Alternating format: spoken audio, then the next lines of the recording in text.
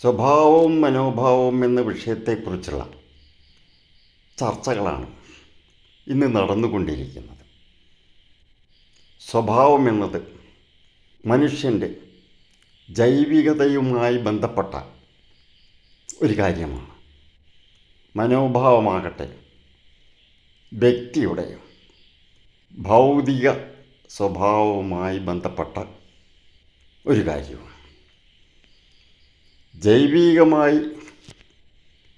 ജൈവികമായ സ്വഭാവത്തെ നിർണയിക്കുന്നത് ജൈവ നിയമങ്ങളാണ്. അതിൻ്റെ അടിത്തറയായി വർത്തിക്കുന്നതാകട്ടെ രസതന്ത്രവുമാണ്.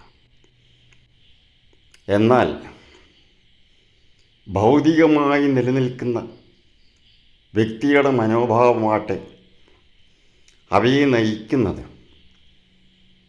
ഭൗതിക നിയമങ്ങളാണ്. ഈ ഭൗതിക നിയമങ്ങൾക്ക് അടിത്തറയായി വർത്തിക്കുന്നതാകട്ടെ ബലതന്ത്രവും. ഇവ തമ്മിലുള്ള പാരസ്പര്യങ്ങളിലൂടെയാണ് മനുഷ്യൻ്റെ മനസ്സ് രൂപപ്പെടുന്നത്.